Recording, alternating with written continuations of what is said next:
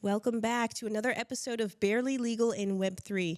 Our guest today is tackling one of Dubai's top issues, a very challenging issue using artificial intelligence, or AI, matchmaking. Christiana Matyan, welcome to the show.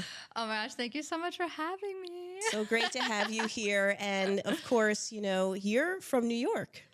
I rarely meet Americans here, and then to meet somebody from the East Coast, I'm beaming right now. I'm so excited. It's so rare, and also to be, from states that are so close. Yes. It's pretty crazy. I actually worked in New York for a few years and traveled from Connecticut to New York, taking the train every morning. Course. So the Blue Line. The Blue Line. Oh my yes. gosh, yes, I remember. So start off, tell us a little bit about your journey from New York to Dubai. I know I've listened to you on your podcast, your early episode about that journey. But if you could summarize what brought you to the Middle East. I will. I mean, in summary, it was a relationship. I had met a guy when I was working in New York. He was on a business trip. He lived in Abu Dhabi at the time. He was on a business trip in New York. It was his last night. We randomly met, hit it off really well. He finagled a business trip 10 days later to New York, and then we just started a relationship.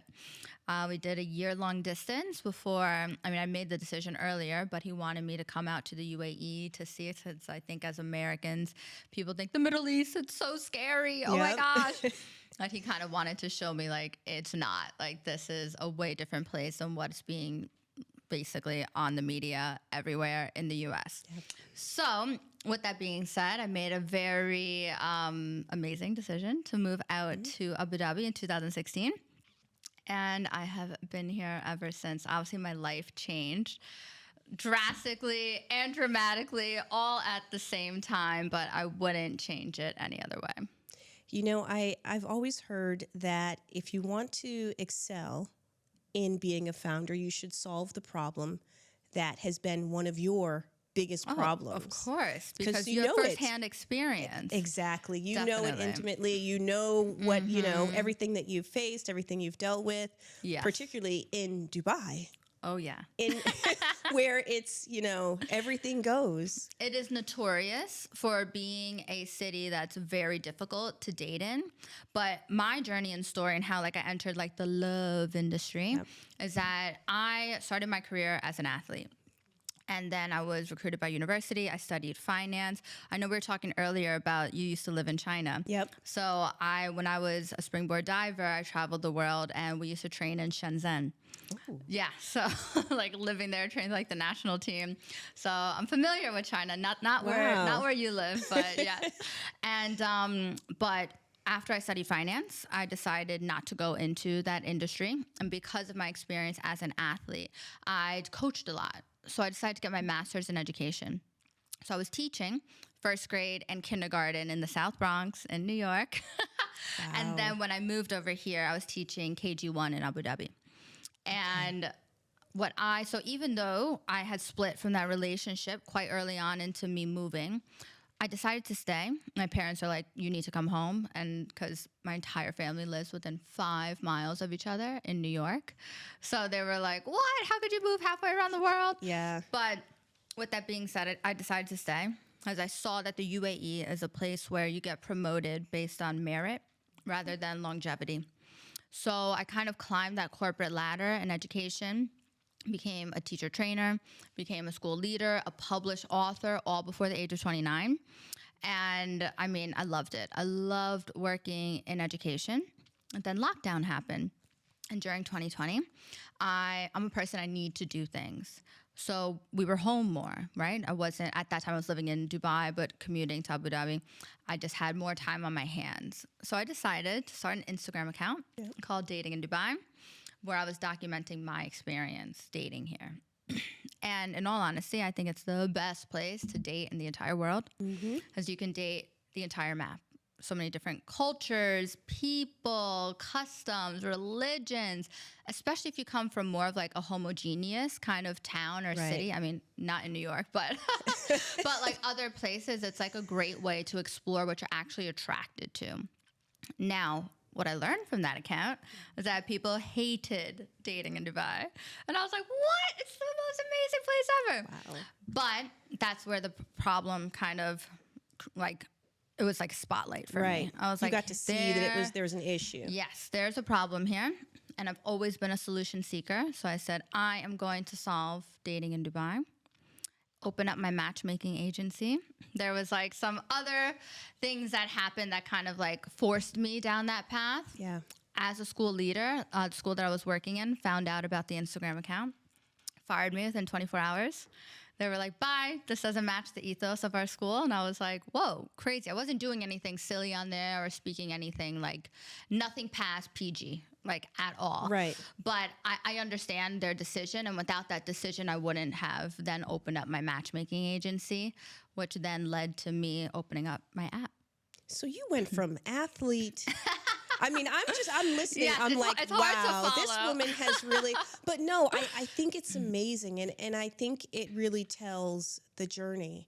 Mm-hmm. And, you know, a lot of times you meet founders and they're like, yeah, I was just, you know, I've always loved tech and I've always been in this tech space.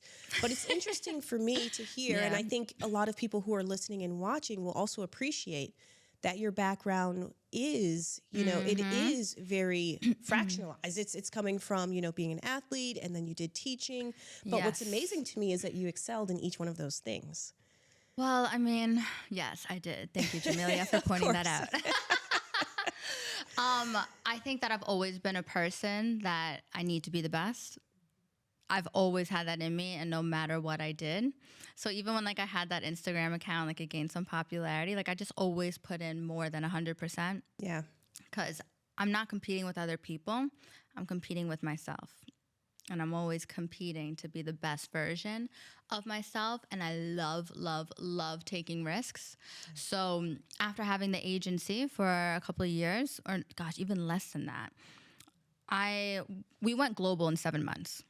I was basically contacted by a global team that said, hey, do you want to run our Middle East UK division? And I said, yes. And they're like, as long as I get to keep my own agency and all of this, they're like, yep, we'll just work as a team. Done.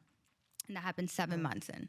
Then literally 5 months after that, somebody put a bug in my ear to basically just say, you need to digitize your services because what you do right now with the agency, that very personalized one-to-one kind of experience, that's not scalable. Yes. And then I sat back because also our clientele for the agency are only high net worth, ultra high net worth men. Mm-hmm. So we're not even servicing women and we're not servicing a different income bracket. So I was like, well, the main reason why I started the agency was to solve dating in Dubai. And that just doesn't mean for a certain group of people. So I decided, okay, I'm going to digitize my services, basically surveyed all my clients, said, what do you love the most about what we do? Took that data and then said, I'm going to make a technical product. And I did it all in less than a year. That is crazy. Less than a year is crazy. Yeah. Mm-hmm, mm-hmm. But you know what's really cool about that is you had this sort of, I guess what we would call like a Web 2 business model, right? Like you had this hands-on, you know, manual sort of business. And that's important as well because a lot of people think, if I'm doing, well, what we like to call Web3 or emerging tech or anything using like an algorithm or AI, then I need to go full on to it and just, you know, completely go that way. But you started with getting the business right first and understanding the business, the clients, who your clients were, what they wanted, etc. So I think that's also really important to kind of touch upon. I felt like I used it as a pilot phase. And maybe when I first opened up the agency that this wasn't even a thought in my brain when I opened it. And then it just kind of evolved into that because I do want to not just solve or combat the connection crisis for a small group of people, but for a much wider audience. Because I think, well, we forget in this world of AI that humans need humans. Exactly. Why do you think Dubai is such a dynamic or different place today? I mean, you talked a little bit about like the diverse population. So we have that in like Shanghai and in Singapore too. Something about Dubai, what makes it different? So I think that with Dubai, so it's a huge touristy city, right? It used to be thought of as a transient city. Now, and this is the exact reason why I opened up my agency, back in 2020 was that when I saw the shift of how well Dubai dealt with COVID and a huge influx of people moving here because of that reason, the introduction of new visas, golden visas, work remote, retirement visas, massive trend of people renting real estate to buying real estate. And then also the changing of the laws of living with a partner, having a child out of wedlock. It was becoming more of a place that's more attractive to Westerners.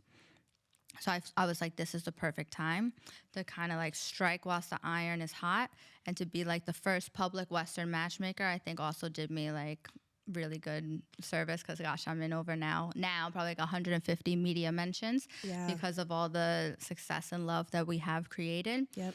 But with that being said, what was the question? Why do you think Dubai is different? But no. Sorry, yeah. So it's different because it was used to be thought of a transient city. Yeah. So I think that people might still have like that stigma in like their brain of, oh, this place is you're here for a short time, not for a long time, or a good time, not for a long time. Yep. But honestly, that whole mindset has shifted. And I see it in the people, I see it in the clients I have, I see it in the members that we have now on our platform. People are seeing Dubai as more of a permanent place and making this place their home. But how do you make a place a home? It's through the relationships that you form with people. Not just friendships, not just business relationships, but also romantic relationships. That's what makes a place like this home for people. And there's a massive shift now into Dubai being that. But I think maybe that whole like in the media, they depict as like flashy cars, big watches, huge billionaires, houses, and Lamborghinis. But Dubai is a city that you make it what you want it to be. Like, for example, like I'm a sober person. Yep. So you can make it super wellness, health. It doesn't have to be going out till 4 a.m. or splashing cash on things. It's becoming, and I'm sure you see all the different neighborhoods that they're building. Those neighborhoods are for families. Yep. They're seeing the growth in population and what to basically create here that is going to be, make this the most attractive city in the world.